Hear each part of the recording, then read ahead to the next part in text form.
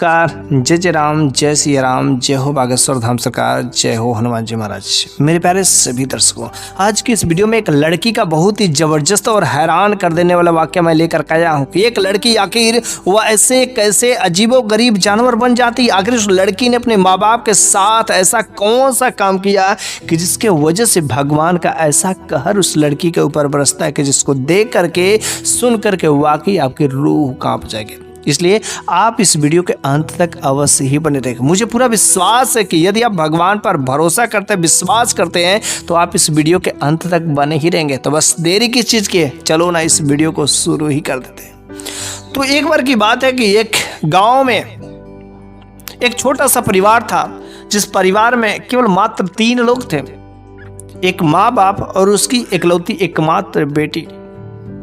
बेटी छोटी थी तो बहुत ही अच्छी थी, खूबसूरत थी, लेकिन जैसे जैसे बेटी बड़ी होती गई उसकी खूबसूरती और भी बड़ी होकर माँ बाप जो थे दोनों भगवान के बहुत ही बड़े भक्त थे। भगवान की भक्ति भाव में, पूजा पाठ में विश्वास करते थे। पिता जो था बाहर काम करने जाता था, लेकिन जैसे भी वो शाम को अपने परिवार को किसी चीज़ की कोई कमी नहीं होने देता था। उसकी मम्मी भी अपने पति के लिए, अपने बच्चों के लिए हमेशा भगवान से हर तरीके से सुख समृद्धि की कामनाएं करती थी। लेकिन जो उसकी बेटी थी ना, जैसे जैसे वह बड़ी होती है वह उसका फ्रेंड सर्कल बढ़ता जाता है, मित्र यारी बढ़ती जाती है और उसका इन सब चीज़ों पर भरोसा ही नहीं होता, विश्वास ही नहीं होता। माँ कहती कि बेटी पूजा करो, हाँ माँ के कहने पर ज़बरदस्ती पास में तो ज़रूर बैठती थी, लेकिन उससे विश्वास नहीं होता था, बस दिखावे का काम कर देती थी। और बस वह तुरंत जब वो बच्ची बड़ी हो जाती है, वो लड़की जब बड़ी हो जाती है तो उसकी दोस्ती जो है एक लड़के के साथ में हो जाती है और वह माँ से छुप छुप करके, अपने पेरेंट्स से, अपने मम्मी पापा से छुप छुप करके उससे मिला करने लगे।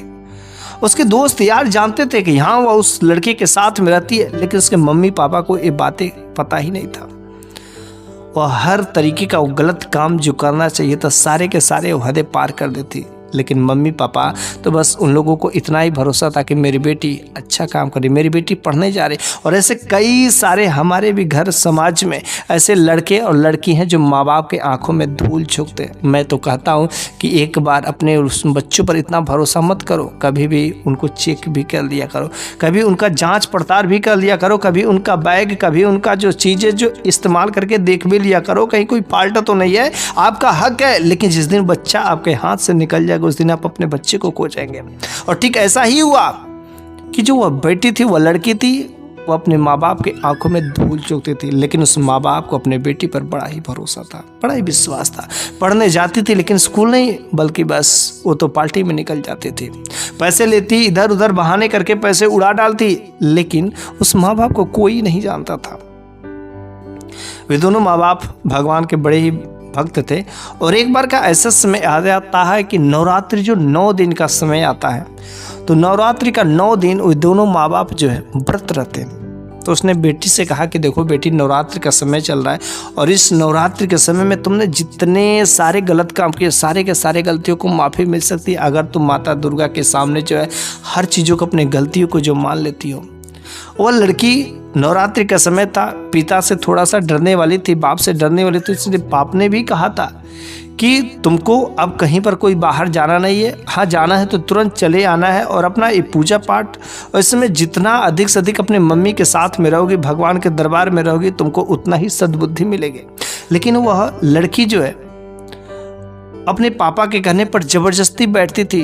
उसका जो जी मिचल रहा था कि कब मैं यहाँ से निकलूँ, कब मैं यहाँ से निकलूँ, लेकिन बेचारी वह नहीं निकल पाती क्योंकि पापा का आदेश था।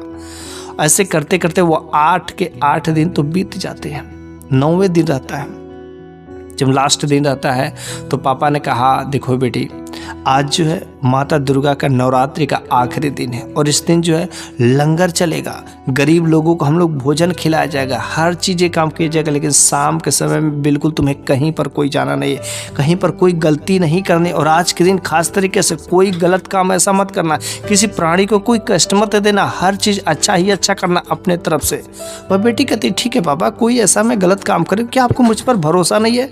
तो मम्मी पापा ने कहा हाँ मुझे बेटी तुम पर पूरा भरोसा है, मेरे को पता है कि तुम कोई गलत काम नहीं कर सकती हो। लेकिन उस दिन जो है उसका जो बॉयफ्रेंड रहता है ना उसका कॉल करता है, और कॉल करने के बाद कहता है यार तुम 8 दिन हो गए और 8 दिनों से तुम जो है यहाँ पर मेरे से एक बार भी मिलने तक नहीं आई हो, यहाँ तक कि फ़ोन कॉल से भी बात भी नहीं हो पा रहे। वो लड़की कहती क्या करे, छुपके से तो आज किसी तरीके से मौका मिला बात करने का, और मम्मी पापा हमेशा मेरे पास ही बैठे रहते, निगरानी करते रहते, तो भला मैं कैसे जाऊँ। और पापा ने तो एक दिया कि नवरात्रि का जो 9 दिन चल रहा है इसमें कहीं तुमको जाना नहीं है, और आज तो बहुत ही खास दिन है, शाम के समय में लंगर चलेगा, इसलिए मैं तुमसे मिलने नहीं आ सकती। वो लड़का कहता है कि नहीं नहीं, आज देख लो तुम्हारी प्यार की परीक्षा है, प्यार का इम्तहान है, अगर तुम आज आ गए तो मैं मानूंगा कि हाँ तुम मुझसे प्यार करती हो, वरना तुम मुझसे बस दिखावा ही करती हो। लेकिन दिखावा तो वह जो वहाँ पर बैठ करके भगवान के दरबार में करती वह दिखावा करती थी, उसका तो मन कर ही रहा था कि बस किस तरीके से यहाँ मैं चल जाऊँ। वो लड़की कहती करे मैं नहीं आ सकती, हर तरीके से पाबंदियां लगी हुई। उसने कहा क्या तुम्हारे पापा हैं, किसी न किसी तरीके से बहाना बना के आधा घंटे के लिए 1 घंटे के लिए तो बस आ जाओ। उसने कहा हाँ मैं कोशिश करती हूँ, लेकिन मैं गारंटी कि नहीं कर सकती कि हाँ मैं कैसे आऊँगी। उस लड़के ने एक जो राय दिया, उसने कहा कि देखो आज नवरात्रि का लास्ट दिन चल रहा है, और यहाँ पर जो है एक जो है माता दुर्गा के ही स्थान पर जो एक मेला लगता है, और तुम मेला के बहाने जो है तुम यहाँ पर आ सकती हो।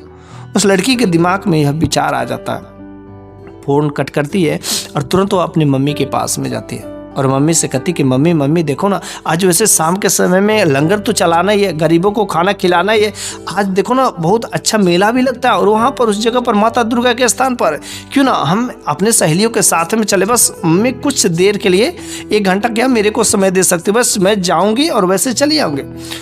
तो उसकी मम्मी ने कहा देखो तुम्हारे पापा ने ऐसा करना कहा उचित नहीं है कि तुमको कहीं घर से बाहर नहीं जाना। वैसे कहा मम्मी घबराने की बात नहीं, पापा के आने से पहले ही मैं आ जाऊंगी, पापा को मत बताइएगा। वह मम्मी को तो वह राजी कर लेती है, और फिर जो है वह जो है घर से निकल जाती है। वो घर से अपने सहेलियों के साथ में उस मेले में मिल चल जाती है, और वहाँ पर अपने उस बॉयफ्रेंड से मिलती है। और लेकिन वह बॉयफ्रेंड मेला नहीं घुमाता है उसे, वह तुरंत लेकर के अपने घर पर चला जाता है, और उस दिन उसके घर पर कोई नहीं रहता, और दोनों खूब मज़े करते हैं, प्यार मोहब्बत करते हैं, सब चीज़ करते हैं। वो गुनाह भी कर देते हैं जो चीज़ें नहीं होनी चाहिए, जो चीज़ें शादी के बाद होनी चाहिए वो चीज़ें उस रात लोग कर देते हैं, बहुत गलत काम कर देते हैं। उसके पापा ने बार बार मना किया था कि बेटी कोई गलत काम मत करना, लेकिन वो तो दिखावा करे थी, वो सब भगवान के मंदिर में बैठकर, लेकिन यहाँ पर खो बैठते और बस हर चीज़ें पार कर देते। और तब जाके उसे पापा का जो डर सता रहा था, तब भगी शाम होने से पहले ही वो अपने घर पर चली आई। लेकिन अभी जब घर पर आए तो उस समय उसके पापा नहीं आए हुए थे। मम्मी ने से कहा कि पापा आए थे, तो मम्मी ने कहा नहीं बस आने ही वाले हैं, कि शुक्र मनाओ कि तुम जो समय से पहले आ गई, कोई बात बिगड़ी नहीं है। और बस उस दिन जो लंगर चलता है, भोजन कराया जाता है, हर चीज़ पूजा पाठ होता है। लेकिन वो लड़की जो वहाँ पर जो बैठी रहती, पूजा स्थान पर भी बैठती है, लेकिन उसका मन जो शांत नहीं रहता है। और रात्रि का समय होता है, किसी तरीके से बीतता है, और रात्रि से ही उसके शरीर में दर्द होना शुरू हो जाता है।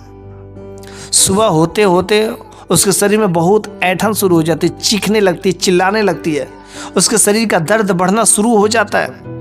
उसके मम्मी पापा तुरंत जो डॉक्टर को बुलाते, वैद्य को बुलाते, हकीम को बुलाते, दवा खिलाते, कुछ देर शांत रहता है, फिर से ऐंठन दर्द करना शुरू हो जाता है।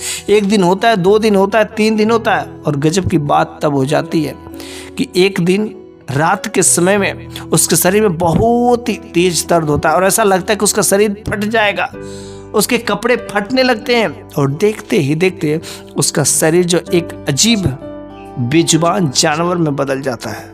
अब तो वो कुछ बोलना भी चाहती तो बोल नहीं पाती है, वो कुछ खाना भी चाहती तो खा नहीं पाती है, कुछ पीना भी चाहती तो पी नहीं पाती है, क्योंकि उसका सारी चीज़ें लाक हो गई थी, बंद हो गई थी। उसको नहीं पता था कि आखिर ये क्यों मेरे साथ में हो रहा था। उसकी मम्मी पापा को जब ये बातें पता चली कि आखिर मेरी बेटी के साथ में क्या हो गया, आखिर ये कैसे क्या हासिल हो गया, एक ऐसा मामला हो गया, देख करके दूर दूर के लोग देख करके वहाँ पर चीज़ें देख करके परेशान हो जाते थे।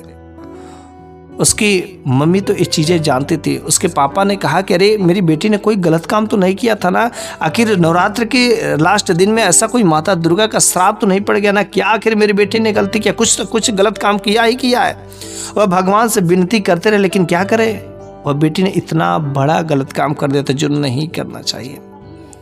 उसको नहीं पता था, वह तो रोती रही, उसको भूख लगते हुए अंदर भोजन नहीं जा पा रहा था। 4 दिन 5 दिन हर तरीके का इलाज भी होता है ताकि मेरी बेटी को कौन सी बीमारी लग गई सही हो जाए, लेकिन कोई भी इलाज कामयाब नहीं होता और आखिर एक दिन वह वैसे ही दम तोड़ ही देती, इस दुनिया से चली जाती है। लेकिन उस बाप को समझ नहीं आता कि आखिर मेरी बेटी ने कौन सा गलत काम किया था। उसकी मम्मी से पूछते, करे आखिर तू बताती क्यों नहीं है कि आखिर मेरी बेटी ने ऐसा कौन सा गलत काम किया था, कुछ तो किया जरूर होगा। उसने कहा हाँ कि आप जिस दिन नवरात्र का आखिरी दिन था उस दिन बेटी मेले में गई थी और आपके आने से पहले वो घर तो आ गई थी, लेकिन उसी दिन से उसके शरीर में दर्द होना शुरू हो गया था और हमको लगता है कि कुछ ऐसा गलत काम जरूर ही की थी। बेटी तो इस दुनिया से चली गई थी, लेकिन दोनों जब माँ बाप जब सोते थे ना तो उसको रात्रि में उसकी बेटी के सपने जो आते थे और क्या सपने में देखते थे कि उसकी बेटी जो है ना आगे में चल रही है और वह चिल्ला रही कि पापा मेरे को बचा लो, मम्मी मेरे को बचा लो, चीख रहे चिल्ला रहे, उसको रूह को शांति नहीं मिल रही है। दोनों मम्मी पापा कभी मम्मी को आते थे कभी पापा को आते और दोनों अपनी बेटी की हालत देख करके रात्रि के समय में जग जाते। 1 दिन होता है, 2 दिन होता है, बार बार यही होता है। फिर जो इस चीज का पता करने के लिए एक साधु बाबा के पास में जाते हैं जो बहुत ही जानकार रहते हैं। उनके पास में जाते हैं और कहते हैं कि आखिर मेरी बेटी का ऐसा सपना मेरे हम लोगों के बार बार क्यों आता है, आखिर मेरी बेटी ने ऐसा कौन सा गलत काम किया कि जिसकी वजह से मेरी बेटी जो इतना जल रही है, इतना चीख रही, इतना चिल्ला रही है। साधु बाबा ने ध्यान लगाया और उसकी बेटी के बारे में पता किया तो उसको सारी की सारी चीज़ें पता चल जाती। साधु बाबा ने कहा कि आप लोग भगवान की भक्ति भाव करते थे, हर चीज़ करते थे, लेकिन आपकी बेटी का 1% भी इस पर भरोसा नहीं था। हाँ, आपके कहने पर जबरदस्ती हुआ, जो भगवान के दरबार में माँ के बगल में जरूर बैठती थी, लेकिन 1% भी उसका विश्वास नहीं रहता था। वह तो ऊपरी दिखावा करती थी, उसका विश्वास नहीं था। लेकिन नवरात्रि के जब आखिरी दिन था ना तो उसने बहुत ही गलत काम कर दिया था। वह जो है अपने बॉयफ्रेंड के साथ में गई थी, उसके घर पर गई थी और जो नहीं करना चाहिए तो वह काम कर दी, जिसकी वजह से माता रानी कुपित हो गए और माता रानी ने उसको नहीं छोड़ा, क्योंकि ऐसा कर्म करने वाले को, गलत कर्म करने वाले को उसका फल मिलता ही मिलता है। और जो भी लोग ऐसे कुकर्मी ऐसे गलत काम करते हैं इस नवरात्र के महीने में शुभ दिन पर भी अगर उस दिन भी नापाक कर देते हैं अपने शरीर को तो भगवान कभी उसे माफ़ नहीं करता। इसलिए हम सभी को चाहिए कि जो पवित्र दिन होते हैं पवित्र बने ही रहे, अपने आप को शरीफ बनाए रहे तो बेहतर होता है। हमेशा हर चीज़ के लिए कुछ खास दिन होते हैं, इसलिए पति पत्नी को भी उन नवरात्र के दिनों में जो शुभ कार्य के दिन होते हैं, कोई व्रत होता है तो उस दिन जो कोई संबंध नहीं बनाना चाहिए, वरना भगवान की उल्टी दृष्टि आपके जीवन पर पड़ जाएगी और आपका जीवन बर्बाद हो जाएगा। तो बस मेरे प्यारे सभी दर्शकों, आज की इस वीडियो में मैंने जो कुछ भी आपको बातें बताई है यह 100% सत्य है और आपके भी इर्द गिर्द समाज में ऐसे कई सारे घटनाएं होती है, उनका जो भी आज नहीं तो कल उनका फल मिलता है। और लोग कहते हैं कि आखिर मेरे साथ में ऐसा क्यों हो गया, अरे उन्हें नहीं पता था कि आखिर क्यों हुआ, उन्होंने कुछ न कुछ ऐसा गलत काम किया, गलत व्यवहार किया और बस इसी वजह से जैसे उस लड़की के साथ में हुआ ना वैसे आपके साथ भी कुछ जो है गलत घटनाएं घट सकती है और जिसका आपको अंदाजा ही नहीं होगा। तो बस मेरे प्यारे सभी दर्शकों, आज की तो यह कहानी यहीं पर समाप्त हो जाती, लेकिन अगले वीडियो में मैं फिर से कुछ ऐसी ही नई शानदार कुछ ज्ञानवर्धक कहानियां लेकर के हाजिर हूँगा। तब तक के लिए धन्यवाद।